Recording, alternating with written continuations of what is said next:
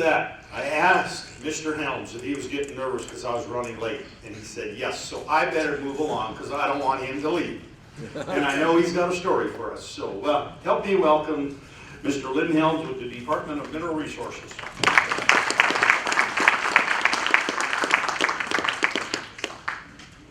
Yeah, I don't get nervous, Daryl. I'm a carrier, so I make folks nervous. Thank you for having me again to your annual meeting. This is one of the most interesting groups that I speak to on a regular basis, and I always enjoy coming and sharing what the data tells us about what's happening and what the near-term and long-term future holds for Western Dakota Energy Association members.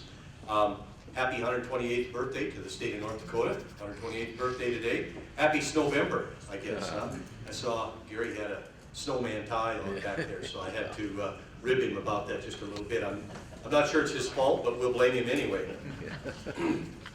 You heard some conversation about workforce, and Senator Wardner brought it up. And of course, if you've tried to hire anybody, especially if you're a government institution lately, you know how difficult it is to find qualified workforce people. And of course, I have a story about that. So when Attorney General Stingham took over the Attorney General's office, he took a quick look at the BCI list, and he saw that there were no Norwegian names on there. And it was very troubling to him. He thought certainly he ought to have at least one Norwegian BCI agent. And so he put out the call. He says, we're going to hire a good Norwegian as a BCI agent. And they looked far and wide. They combed through all the applicants, and wouldn't you know, the most qualified applicant was Ole, my friend Ole. Yeah. So they bring him in, and they're pretty concerned after looking at his application and his qualifications. And Wayne says, no, absolutely, I want you to take this guy in, and by the end of the week, we got to have him as a BCI agent. So all week long, they worked with Ole, and he failed every single test they gave him. Finally, it comes around to Thursday of the week, and they said, look, Ole, we're going to give you a pass-fail, a one time, you know, this question overrules all the failures that went before it. Who shot Abraham Lincoln? And Ole sat there, and he sat there, and finally he says, I don't know. And they said, oh, let's turn this into a homework assignment. Let's make this an open book test. Why don't you go home tonight and work on this question and come back tomorrow, and maybe you'll have the answer. Well, Ole, as he typically would do with a homework assignment, he meets Sven for a beer. And they're sitting there having a beer. Sven says, so Ole, did you get the job? Ole says, yeah, I think so. They've already got me working a murder case. Oh my God. So, that's the kind of thing we're dealing with. Let's talk a little bit about oil and gas. This is a snapshot of where we are right now. Not a lot of change from where we were a year ago. We have more active wells, so we're setting new records every month. It's Bakken and Three Forks wells, of course. Interestingly enough, the number of inactive wells, the number of wells waiting on completion, the number of wells permitted have changed very, very little. And so I've kind of updated the prices there because it seems that industry is still a little hesitant to jump in with its capital in some of those categories. And so I've increased those prices by $5 or so, as you can see. But I think really the story of this slide is those bottom two lines. We've got 31,545 wells either already producing or in the pipeline. And people say, that's crazy.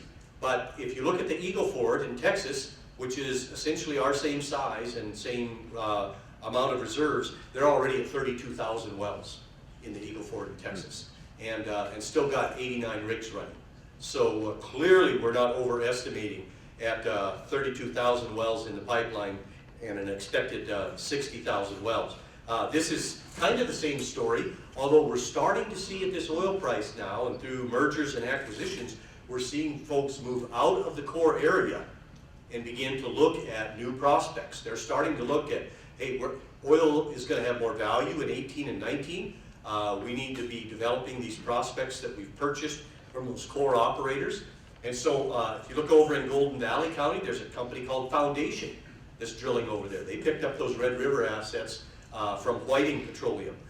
In Billings County, you got NP Resources. They picked up those assets from Whiting Petroleum. Down in Stark, you got Freedom. They picked up some Fidelity assets and some Whiting assets. Lime Rock in southern Dunn County. It's a pickle company, by the way. It's a multi-billion-dollar family trust from a family that made pickles on the East Coast. And they want to get a better return than selling pickles these days. And so they bought Oxy's assets. And if you look up in northern Montreal County and up into Burke County, Liberty Resources has acquired Oasis's assets up in there, and they're trying some new things. So it's really encouraging now to see that, that 6 out of the 54 rigs, and there's 55 today, have actually moved out of that core area and are starting to look at some of the new stuff. And so we're excited by that. I was challenged about 2 months ago to come up with a number of what industry has invested in North Dakota since the Bakken boom began. So I sat down and put a pencil to this, and this would be through the end of the 15-17 biennium, so it's probably already a little bit out of date. But I think the encouraging thing is that you can see that the oil and gas industry has poured $125 billion into the North Dakota economy in the last 10 years, $125 billion. And that does not include what you folks have invested in infrastructure and what the private housing and that sort of thing that has come in. This is strictly oil and gas industry money that is poured in. To give you a little context on that, that's $1.8 million for every man, woman, and child in the state of North Dakota that the industry has invested. And as you saw in the earlier numbers, we're only about 25% there. So the future contains even larger and bigger numbers. Some of the coming attractions, rule changes that we're in the process of making. You heard mention of EOR this morning, and I'm going to flesh that out a little bit for you. And then when are we going to have this 90 days of $50 oil and $60 oil? So on the rule change basis, the Industrial Commission continues to update its rules. We have 30 rules that we opened up for comment. Comment period's now closed. 9 of those 30 changes were driven by the legislature. And so that means 21 were either a public idea or our idea. 2 of them pretty controversial. This one up here, which is going to take some work on reporting leak and spill cleanup, and then the royalty owner information statement down here. I know industry's pushing back pretty hard on these things, but the royalty information statement is a 25-year-old rule, and it worked, I guess I would say, up until the Bakken boom. But the #1 question that we get in our office, calls and questions, are royalty owners not able to understand the deductions or the information on their statement. Now, I know industry said it's going to cost us $1 million to make the changes that you're proposing. How much do you think they distribute in royalties? Almost $8 million a day is distributed in this state in royalties. I guess if it costs them $1 million, maybe it costs them $1 million. But I sat down in the Dallas airport last week with a guy who's got a PhD in physics, and he had gotten his first royalty statement on his first well. It didn't identify the well. He had to show me where the well was. We looked it up on the Oil and Gas Division map. It didn't contain the necessary information, and he couldn't understand it. PhD in physics. After we worked our way through it, we figured out that he had been shorted royalties on 1,000 barrels. And so it's not, a simple problem. It's something that I truly am passionate about fixing for the royalty owners of North Dakota. When you're distributing somewhere between $7 and $8 million a day, you got to get it right. You really have to get it right. And so we're working on that. What are the next steps then? So the comment period closed. Bruce Hicks, my assistant director, is now tallying up all the comments and assigning them to each of the rules. We're going to sit down and go over them, and our calendar says that we should take them to the Industrial Commission the end of this month, November 28th. Then we go through this other process. They have to go in front of the Administrative Rules Committee, and the earliest that we could put them in place is April 1 of next year. And I love that date. I don't know how the legislature set that up, but new rules always take effect on April Fool's Day. Isn't that grand? That's just too good to be true. EOR field tests. We actually have 4 going on. This is really exciting. The question was asked about Bakken recoveries. And right now we're recovering between 5 and 10% of the resource. If we really drill it out to 60,000 wells, we expect we'll get maybe close to 10% of the crude oil out of the Bakken resource. There are places like the Eagle Ford where there's an active EOR project going on, and I'll show you a slide on it in a minute, where they have increased the well recoveries by between 30 and 70% with that EOR process. And so we're excited about that potential. That has the possibility of taking us from that 10% number to somewhere between 13 and 20%. That's still a very low recovery number when you think about it and when you see what can be done in the laboratory.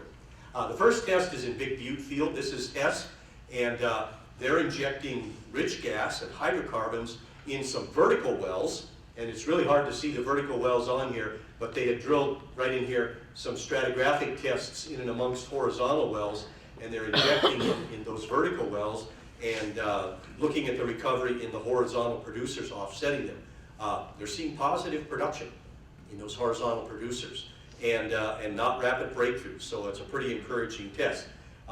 You heard from Charlie this morning about the Bear Creek test. This is XTO. They actually were doing a multi-bench CO2 test in the Bakken and Three Forks, and so they tested different layers, and they're going to continue that test. It was in vertical wells, so they could take a look at the crude oil and how the formation reacted bench by bench. This is the Liberty project that he talked about. This is in McGregor Field up north of Tioga. This is going to be a horizontal rich gas puff and puff. And so they're going to take field gas. I believe it is, yeah, it's this spacing unit right here, this one. This spacing unit right here. They're going to take rich field gas and inject it into half of the wells, let it soak, and then produce it back out. That's the process that EOG is using in Texas, and I'll show you a slide on it in a few minutes. So out of the roughly 15 wells in that spacing unit, they're going to use 6 of them for this test, and they're going to change the hydrocarbon mixture to see if they can't optimize it and figure out what gets the most oil out of the rock. This one's up in Bottineau County. Red Rock has approval now to do a water flood test in the Spearfish. And the well that they're going to test is right in here. They're going to inject water into one well and see if they can increase the recoveries. The Spearfish is not economic right now at crude oil recoveries, but if they can increase the recoveries to what it looks like on the Canadian side of the border, it would be economic to get back to developing Bottineau County. So here's the results that EOG has been seeing down in the Eagle Ford. So if you wonder how come they haven't been investing so much money in North Dakota, here's what they've been doing. They started with 15 wells in 2013. Those first 15 wells are showing a 30 to 70% increase in overall recovery from the wells. They expanded to 32 wells in 2016, and this year they're expanding that to 100 wells. They are getting oil reserves. They're getting $2 for every dollar they invest, and I believe they indicated that the capital costs average about $1 million a well to do this process, and they're getting oil for less than $5 a barrel, incremental oil for less than $5 a barrel. So this is the process that Liberty plans to test up there north of Tioga. I'm pretty excited about this, as you can tell. It really has the potential to flatten our production curve for a long time. What about those $50 and $60 numbers?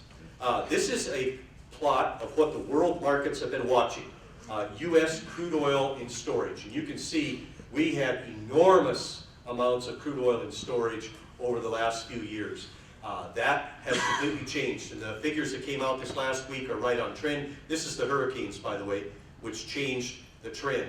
But when you project it out, crude oil inventories in North Dakota are dropping very rapidly, and by the first quarter of next year, they should be back to average numbers. That's the time frame when we think we start to see the $55 and $60 oil, is by the first quarter of next year. Now, there's some things that depends on. This is what the EIA projects for world production and demand, and you can see all these little short bars or negative bars. Those are what get us there. That depends on OPEC having a little bit of discipline. They meet the 30th of this month. The talk amongst all the OPEC nations, including Iran and Russia, is that they want to extend their production cuts. And they've been very disciplined about their production cuts.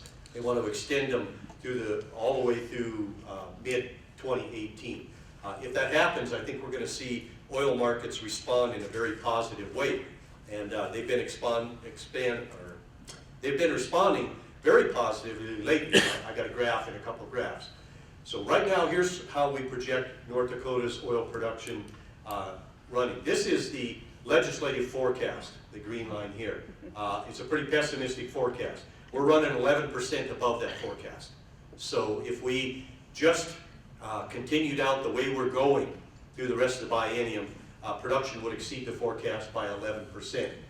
We actually anticipate growth, and our anticipated growth takes us up to about 1.6 million barrels a day. You heard the governor challenge industry to do the 2 million barrels a day, and of course, I think that's a very valid challenge. We talked about enhanced oil recovery. What's that going to do? Well, that's going to kick in somewhere out in here, and it should flatten those blue and green curves for decades. And so we won't see this kind of drop off, which puts us back where we started at the beginning of next century. But as Charlie said, this is a 5-generation oil play. This has changed the state of North Dakota for 5 generations. Our grandchildren's grandchildren will be impacted by this. And so we take a very long view of how we ought to approach this thing. On the price side, not quite as encouraging, but the recent market response, this is the NYMEX market, and this is the revenue projections for the state. So right now, if you look at NYMEX versus state revenue projections, we'll be 5% down from the state revenue projections. But you can see the NYMEX has recently hopped up all the way to what the state has projected. This is a strange thing. This is what they call contango. Look at how the short-term oil market is higher than the longer-term oil market. So prices go up, and then they start dropping off as you go further out in the NYMEX market. That's the uncertainty about OPEC discipline and what the shale oil is going to bring to the market with all those non-completed wells and that sort of thing. So the market, this is what will change with an OPEC extension, is that rising and then dropping off again. But if you look at it all the way out through the biennium, 11% up on production, 5% down on price. And that gives us an overall positive balance for oil revenues for the biennium. I'm going to go through county by county graphs, but this is the statewide graph, and I just want to point some things out here. I didn't put it on the graph, I should have. This is based on $70 to $80 oil, so if we all of a sudden see $70 to $80 oil, we're going to see a surge because the rigs are still here in the state. They're just waiting for people to man them and employ them. This is our expected scenario, which is $55 to $65 oil, and if we fall back into the 40s, this is what happens. These really haven't changed from a year ago, but this expected case has changed a bit.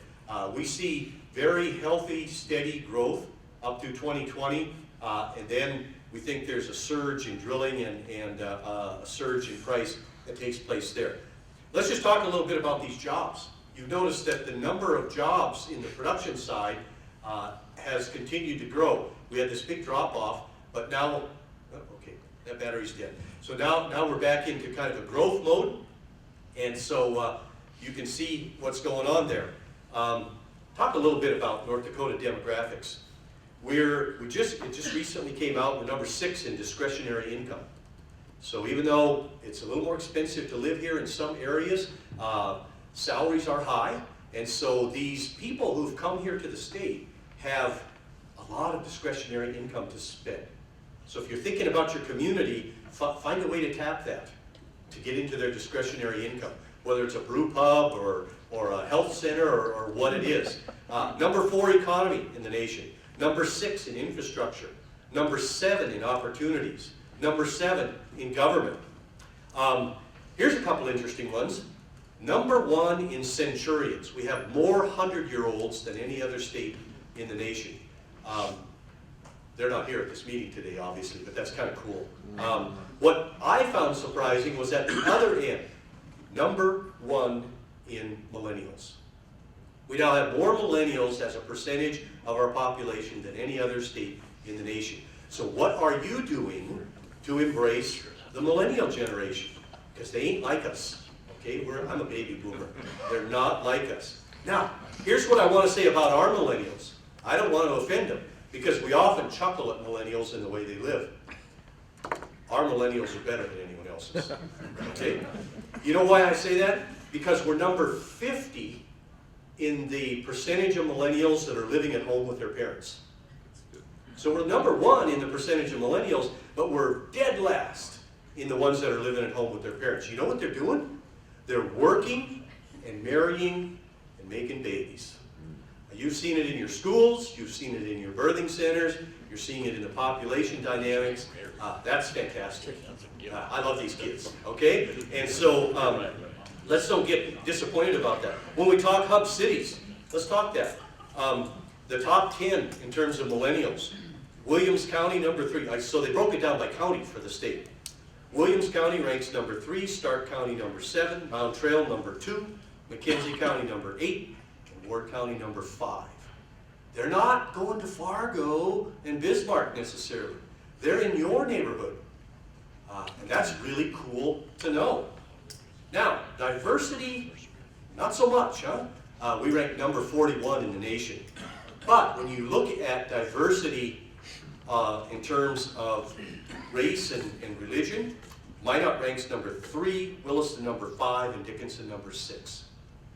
Your populations are far younger and more diverse than the rest of the state.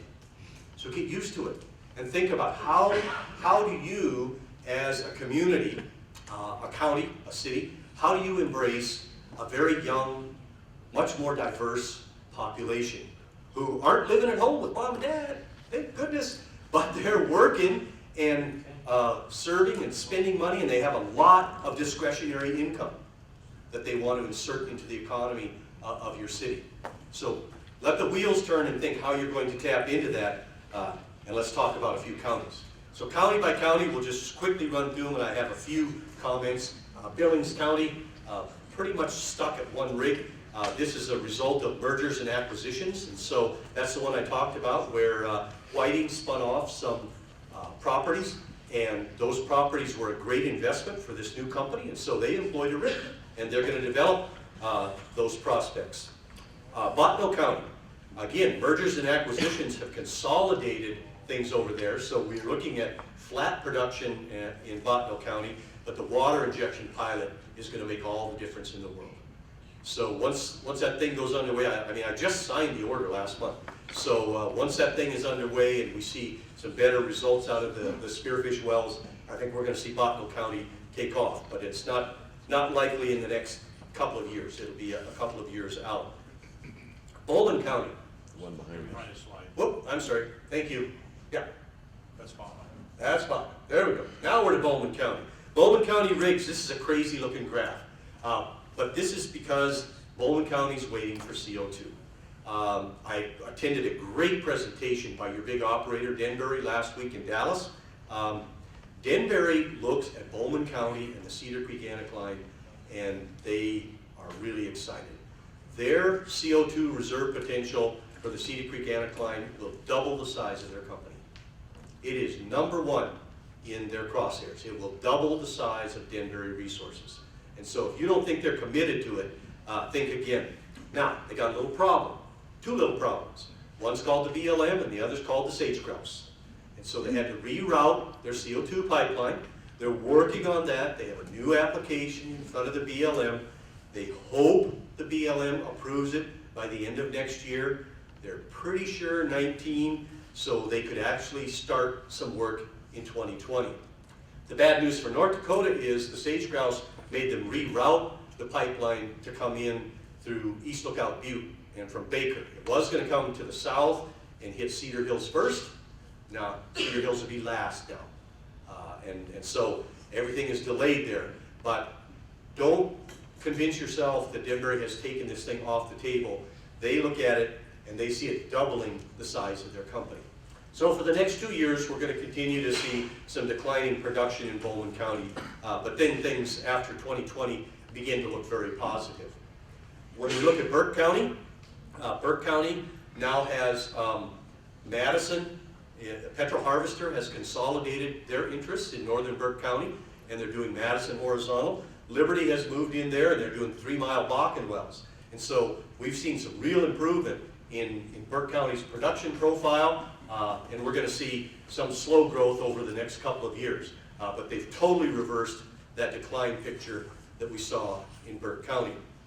When we look at Divide County, it's not terribly discouraging, but there's not a lot of activity up there. I think the decline has stopped.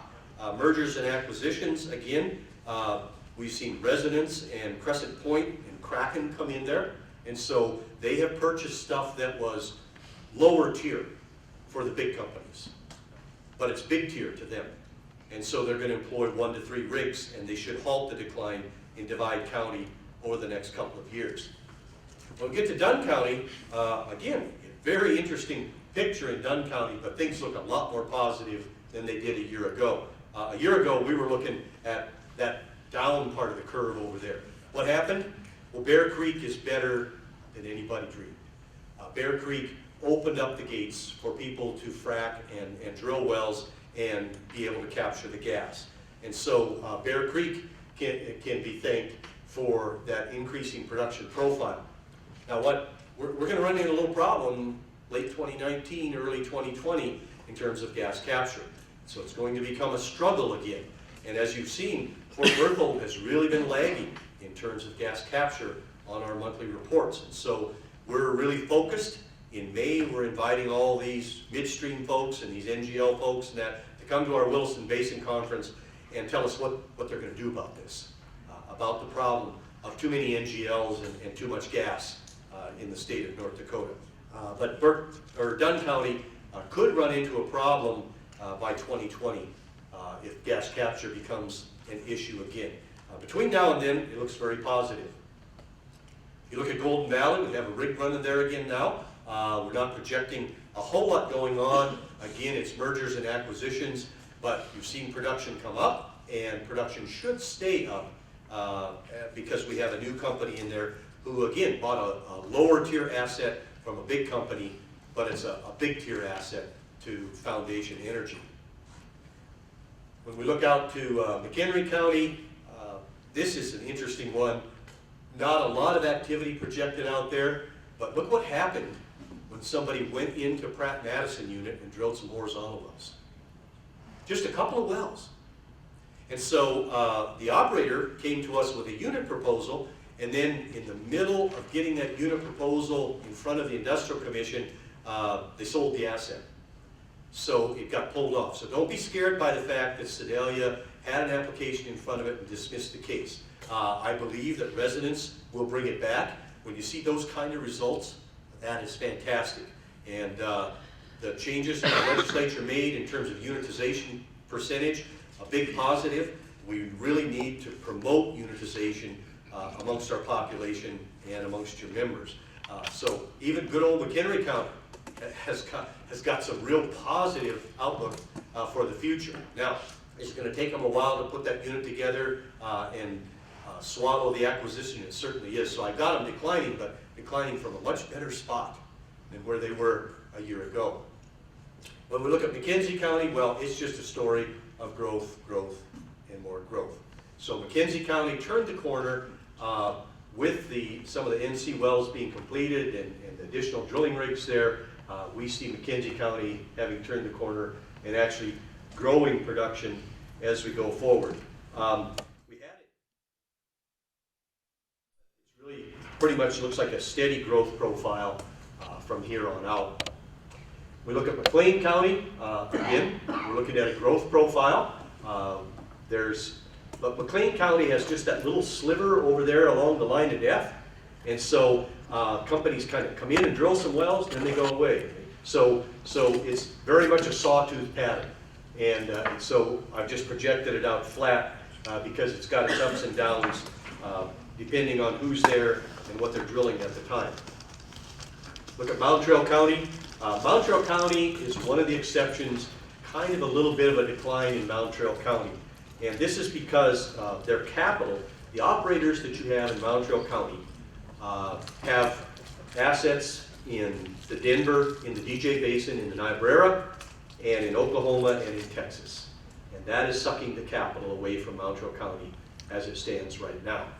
Let's hope that Hess's operation turns out to be a big plus in enhanced oil recovery, but the operators that you have in Mountrail County are more attracted to these places where they haven't secured their acreage yet. We'll look at Renville County. Renville County is just pretty much flat to a little bit of decline. There really is nothing except continued production going on in Renville County. Slope County follows the Bowman County profile. And Stark County, a real positive here. Again, it's mergers and acquisitions. And so you got Freedom, who has bought some stuff that was low tier to the big operators, but it's a big deal to them. And so their intentions are to run one rig at least through the middle of next year, and then maybe double down on that and add a second rig the middle of next year. So Stark County is back on a growth profile, and that should be encouraging to you folks that live locally here. Ward County, pretty flat, not much to say about Ward County. And then finally, Williams County. And Williams County is back in a growth mode, as you can see. Again, there's been mergers and acquisitions, and that has brought more drilling. Liberty has acquired assets in there, and Kraken has acquired assets in there. And it's a big deal to them. It's the part of their play. It's all they do. And so the money, they acquired these properties from Continental, who had shifted their capital investments to Oklahoma, but it's all that Liberty and Kraken do. And so they're going to invest their venture capital in Williams County, and so Williams is back in a growth mode. It's very interesting, and I'm going to talk in a minute about competition.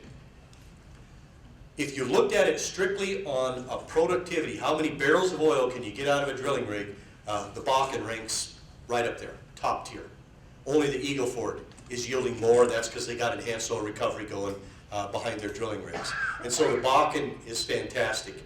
The situation we're in, though, is in the Anadarko and the Permian, people have invested millions and millions of dollars in acreage that they haven't HBP'd yet. And so their rigs have been working there. Now, as I've watched the rig counts over the last 3 months, those rig counts are starting to come down. They're reaching the point where we were in 2013, where much of the acreage is getting HBP'd. And so they're going to go back, I'm predicting, probably not yet next year, but 2 years out, it's going to go back to where this is the graph that's going to rule. Not what did I buy for acreage, but where am I getting the most for my drilling rig. And as you can see, the Bakken ranks fantastic when it comes to that. I visited with one operator. They've got one rig operating in the Bakken, 2 in the Anadarko, and 3 in the Permian. Their one Bakken rig is more profitable than the other 5 combined. But they're proving up acreage. They got a ton of acreage down there that they need to HBP. Isn't that interesting that that one rig is paying the whole boat? Okay, but that's the way it is in this business, and that's the way it is probably through next year and into 2019. This is what we're competing with. You can see that the Bakken is hiding clear down here. It's hiding in that bottom tier, and that's because our acreage is HBP, and so it has to compete on a different basis. The tough thing is that the Bakken has the highest production and extraction tax. North Dakota has the highest one of any of these states or basins. So that makes it tough to compete. Also, when you look on the federal basis, federal and tribal lands, the permitting and everything takes a lot longer there. And so we're number 2. So we got 2 strikes against us. The positive thing is that nobody has paid much attention to the other 15 potential unconventional plays that we have. I guess actually 14, because the Spearfish has some activity and the 2 Bakken source beds have some activity. But there are 14 other source beds that need to be promoted in the state of North Dakota. I've assigned that to the Geological Survey. That's job 1 for those guys, is to come up with a way to evaluate and promote those.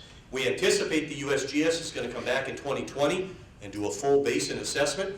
We want to have all the data ready to put in front of them and say, we got 17 unconventional resources.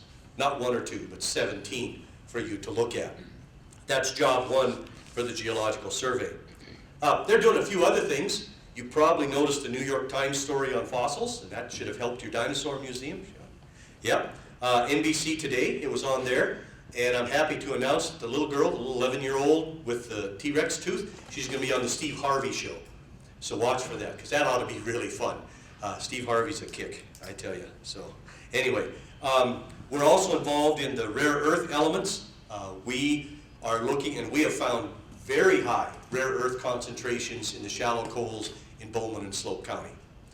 And so we're excited about that, and we've got another 600 samples to test that are going to illustrate to us why we find them, where we find them, and how many deposits are going to be large enough to be mineable. But Bowman and Slope have some really great potential for rare earth element production, and as you heard earlier today, 95% of all rare earth elements, which is what goes in windmills and car starters and every high-strength magnet that you buy, they got rare earth elements in them. 95% of those come from China. And so we'd like to produce them here in North Dakota. And then finally, our surface people are working on landslides because that seems to be a huge issue in terms of pipelines. So that's all of the direct comments I had. Our slides will be on our website. I imagine they'll be on Jeff's website. Allison has the tables, so if you want to know the hard numbers behind those graphs, she'll provide those to you. She's got all those tables. And I don't know if I have time to take a couple questions. So I got time? Sure. Yep. Yeah, okay.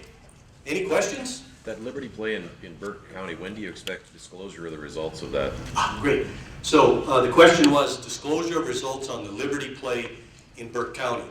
Liberty intends to be injecting gas before the end of this year. They anticipate early release of results in the third quarter of next year, third or fourth quarter of next year. So by the time we meet again, I should be able to talk about it. Now, they are asking that we keep the mixtures confidential, and we're gonna give them that. If they spend the money to figure out what mixture works the best to recover more oil, we'll give them that for a few years. So I don't expect the mixtures to become public for maybe 4 or 5 years, but we ought to have results by this time next year. Yes.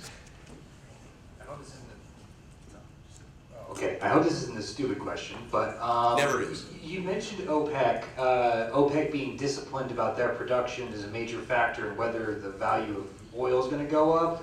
Why are they being disciplined? What's happening there? Great. So the question was the OPEC discipline. As you know, OPEC saw oil prices drop much lower than they had anticipated. And so they gathered together about 1.5 years ago and said, we have to cut production in order to support a $50 oil price. And it has taken them all this time to get back to $50 a barrel.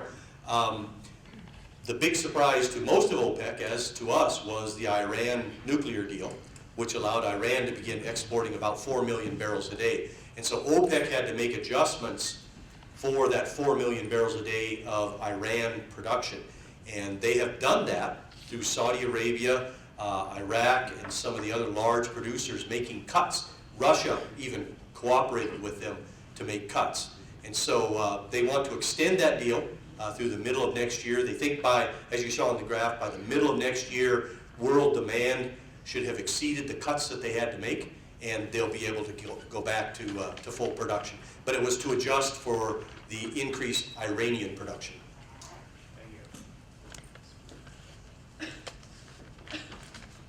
Thank you very much. It's a very positive picture, and if you get a chance to hire Ole, I don't think he got the job with BCI. Thank you.